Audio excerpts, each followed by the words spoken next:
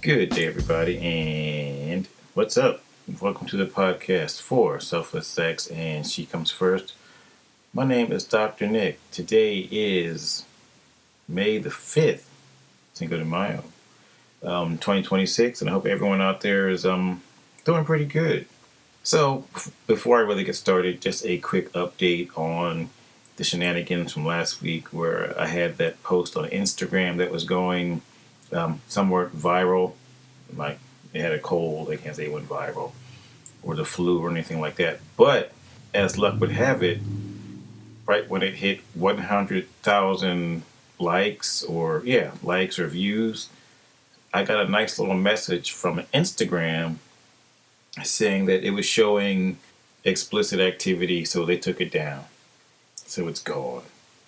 So I hope everyone who saw it liked it, shared it, promoted it, did whatever, followed me on Instagram, whatever. But of course, I have a plan to repost something else in the form of a question or a survey, for that matter. So just keep your eyes and ears, mainly your eyes, peeled for that. So today, I want to talk to you about something. It's kind of like a part two from last week's podcast about like birth rates and things. But this one is about sexlessness. And it's a phrase I never thought I would ever have to really speak about. But apparently it's a thing. And one author has gone so far to call it a sextinction. Fancy way to say sexual extinction. But unfortunately, there could be some truth to these words that this professor is writing. So, let's talk about that today. So to get this topic started, I just want to say that many of the things I cite are from the General Social Survey, and they're quite interesting. I cannot speak on how accurate this data is, but it says some pretty somewhat shocking, or maybe it's not shocking, things. For example, it says from 2014 to 2024, the percentage of young adults between 18 and 29 who were living with a partner, either married or unmarried, dropped from 24% to 32%. So what their idea is kind of saying that it's somewhat easier to have sex with someone if you are living with them. But then, check this out. This is more of a general statement, but citing that same, the GSS survey is from 2010 to 2024. It says the number of young adults reported not having sex doubled from 12% to 24%. But let's take this a step further now, because they're talking. So this thing I mentioned is about married couples or married adults, not the youth, the adults. And it says that 46% of married men and women aged between 18 and 64 have sex about one time per week when compared to 34% of their unmarried peers. And to take this a step further, and also to make it like a time component, between 1996 and 2008, close to 60% of married adults between 18 and 64 years old reported having sex once a week.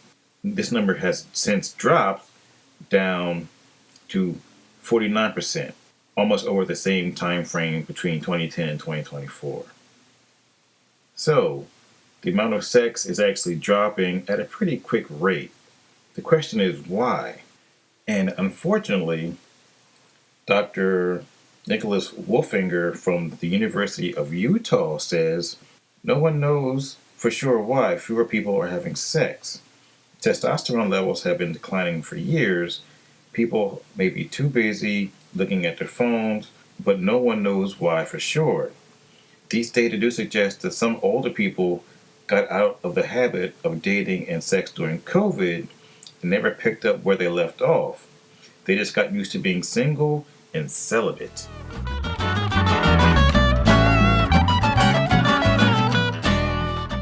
And to continue this thought from a slightly different angle, A book came out a little while ago called Sextinction.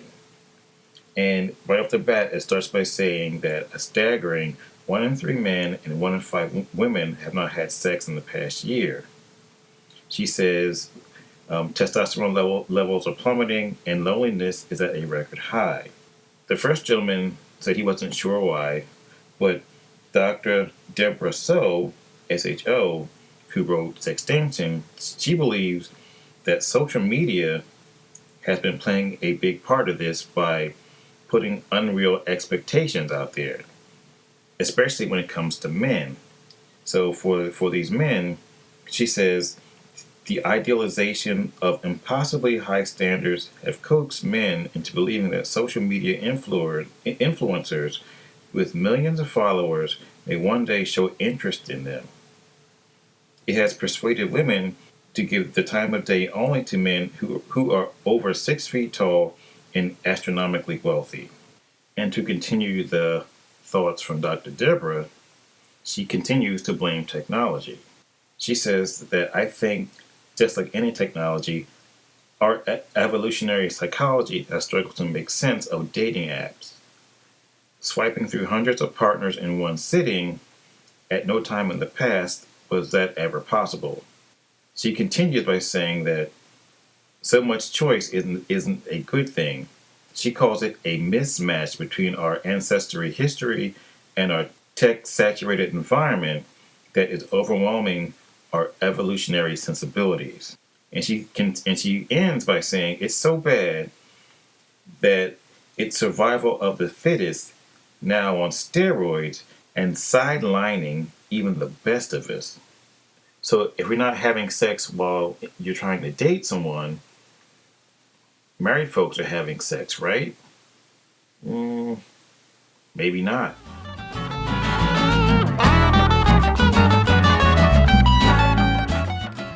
And to finally paint a picture of what's going on in sexless marriages, here we go. The data says between 15 and 20% of married couples in the United States have sex fewer than 10 times per year, defining a sexless marriage. A study done in the 1990s found that 19.2% of U.S. marriages were considered to be sexless, which is 1 in 5. To continue that idea, a global study in 2021 found that 1 in 5 married couples worldwide report no sex in the past month. The same GSS study from 2020 found that men aged between 30 and 39 are 25% more likely to be in a sexless marriage than women of the same age group. We have 30% of women versus only 15% of men who are over the age of 50 in the United States report being in a sexless marriage. A 2021 study found in Psychology Today reported that stress, cited by 52% of sexless marriage partners, was the primary cause of their sexless marriage. A Kinsey Institute study from 2019 reported that mismatched libidos were the cause of sexless marriages in 37% of sexless marriages. A 2020 study from the Gottman Institute reported that 42% of sexless couples reported resentment from past conflicts, which caused them to be in sexless marriages. And a 2021 study from the Journal of Marriage and Family found that sexless marriages increased the rate of divorce by 2.5 times. Big shocker there. And finally, as another study from the Gottman Institute in 2022 found that 65% of sexless couples report high marital dissatisfaction.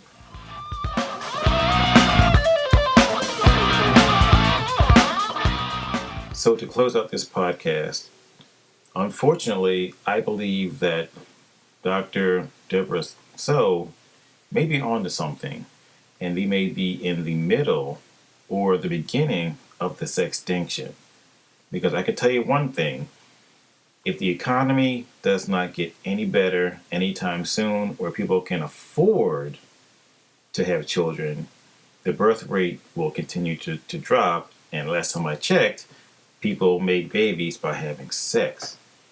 And also in her book, she mentions how certain foods and toxic chemicals are having a negative impact on the level of testosterone in men, which happens to have a negative impact on how we produce sperm. So therefore, no sperm, no sex, no babies, no desire, no passion, none of that stuff. So there's a so right now, unfortunately, there's a perfect storm out there of sexual negativity, and at the same time, there should be certain groups that are rejoicing because people aren't having sex anymore. The teenage birth rate is at the lowest that it's ever been, so they should cheer about that. And people aren't having sex in and or outside of wedlock. There you go. So I guess they won. They didn't think about the long-term causes of their movement and things that they were trying to do. But hey, this is what happens. So on that note, I'm out. You guys have a great day. Stay tuned. I'll talk to you soon.